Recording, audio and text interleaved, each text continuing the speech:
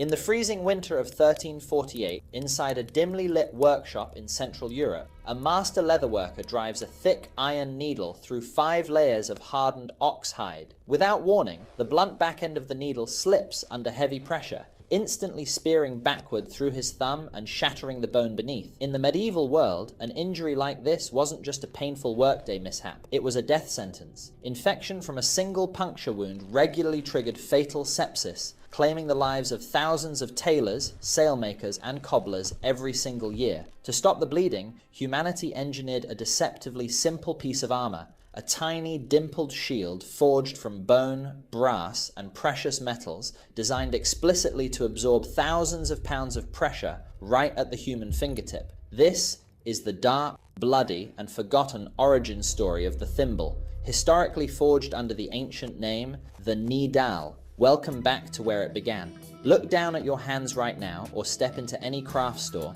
and you will see a tiny metal cap that you probably consider the most boring object on the face of the earth. You might only recognize it as the worst token in a game of Monopoly. But what if I told you that this humble piece of pitted metal was once the cornerstone of global maritime dominance, an essential weapon of war, and the target of high-stakes international corporate espionage? Today, we are unlocking the forgotten vault behind the Nidal. You will discover how a single manufacturing flaw in 16th century thimble design nearly paralyzed the British Royal Navy during the Age of Sail. You will witness a secret 17th century corporate heist where Dutch industrial spies risked execution to steal the secret of dimple punching from Nuremberg silversmiths. And finally, you will see how ancient thimble architecture is currently being repurposed inside cutting-edge spacesuits designed for humanity's first walk on Mars. Grab your coffee, turn off the lights, and hit that subscribe button, because you will never look at a simple needle and thread the same way again. To trace the absolute birth of the thimble, we have to travel back over 2,000 years to the dusty, wind-swept outposts of Han Dynasty China around 200 BCE. Imagine the scene. The air is thick with the scent of tallow smoke, damp earth, and wet wool. Workers are tasked with stitching together massive, heavy-duty silk banners, thick leather armors, and military tents for the imperial army. Pushing coarse bone needles through hardened leather day after day systematically tore the flesh off the workers' thumbs, leaving them crippled with chronic nerve damage. The solution wasn't metal, it was bone and leather. The earliest surviving Nidals were simple ring bands carved from ivory, mammoth bone, or thick bull hide. They didn't cover the entire finger like a modern cap. Instead, they sat as a protective band around the second joint of the thumb or middle finger. As trade routes expanded, the primitive bone ring migrated westward along the Silk Road into the Mediterranean basin. By the 10th century CE, Byzantine craftsmen revolutionized the design by switching from organic materials to cast bronze and brass. This shift in material brought a massive structural problem. Smooth metal caused slick needle heads to slide off instantly, often driving the needle straight into the artisan's palm instead. Sometime around the year 1000 CE, an anonymous craftsman made a revolutionary realization. By hand-punching dozens of small indentation pits, known as pits or dimples, across the outer shell of the bronze ring, the head of the needle would automatically lock into place under immense force. The basic mechanical principle of the modern thimble was born, setting off a global arms race for its production. By the late 14th century, the city of Nuremberg, Germany, had declared an absolute monopoly on global thimble manufacturing. The Nuremberg Guild of Thimble Makers operated like a modern defense contractor. Their casting methods were strictly classified state secrets. Guild laws forbade any master craftsman from leaving the city walls without express permission, under pain of imprisonment or execution. Why? Because a country without high-quality thimbles couldn't efficiently produce sails for its navy, uniforms for its soldiers, or shoes for its laborers. The thimble was the unsung engine of medieval geopolitical power. Enter John Lofting, a brilliant Dutch industrialist and suspected corporate spy. In 1693, Lofting managed to smuggle Nuremberg's secret casting blueprints out of Germany and fled straight to London. Lofting realized that European thimbles were still being cast individually by hand in sand molds, a painfully slow process that produced heavy, uneven caps. He established a massive water-powered mill at Islington, near London, utilizing horse-drawn and water-driven machinery to hollow out pressed brass sheets. Lofting's factory was capable of producing over 2,000 thimbles per week. This industrial leap transformed the object from a rare artisan luxury into an ubiquitous commodity. As European powers colonized the globe, the thimble evolved into two radically different cultural tools.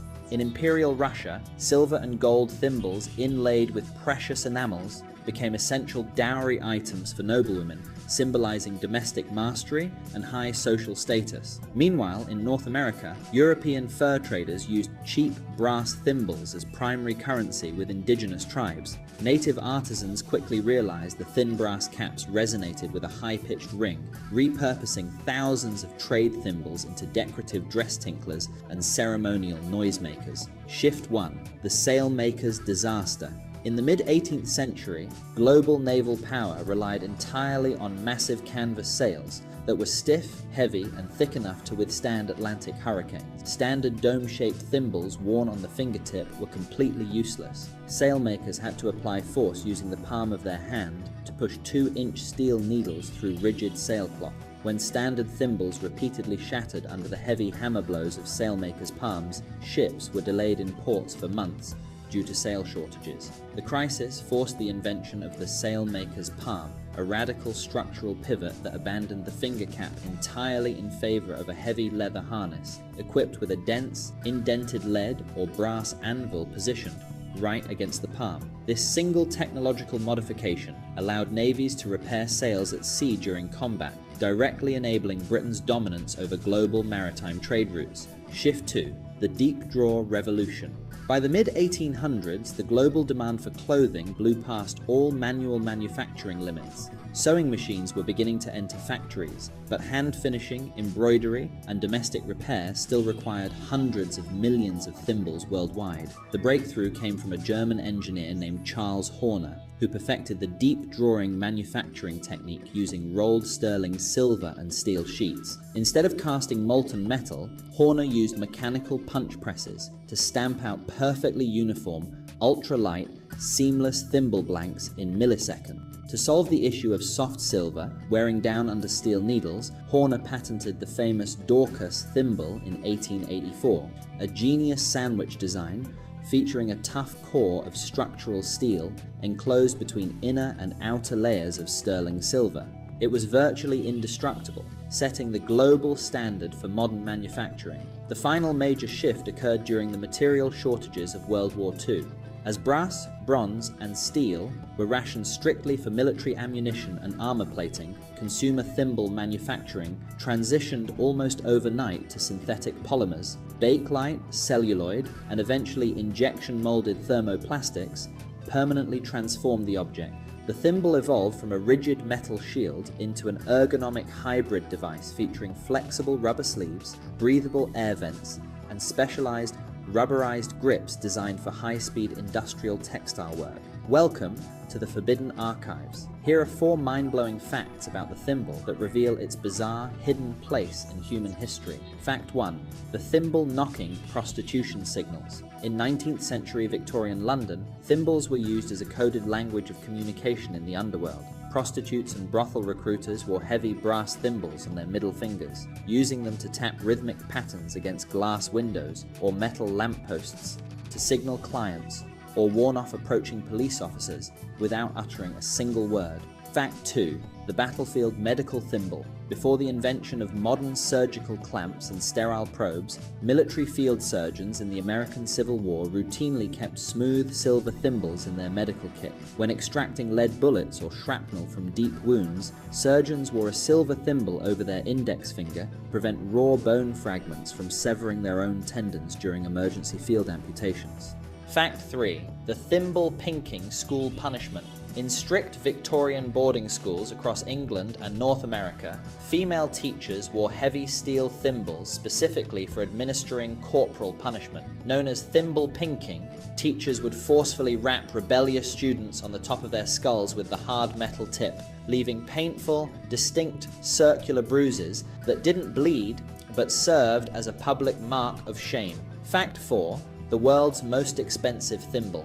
In 1992, a rare 16th century Meissen porcelain and gold thimble sold at auction for over $30,000. These ultra-rare luxury thimbles were never meant to touch a needle. They were created exclusively for royalty as secret holders for poison, microscopic love notes, or concentrated perfume during royal court gathering. Today, the global thimble and hand-sewing accessory market is far from dead. It is a quiet, multi-billion-dollar industrial titan. Over 1.2 billion thimbles are manufactured globally every single year, driving an industry valued at roughly $3.4 billion annually when integrated into industrial textile, automotive leather, and medical suit manufacturing sectors. So, where does a 2,000-year-old tool go next? It goes into space. NASA and private aerospace firms are currently developing next-generation extravehicular activity gloves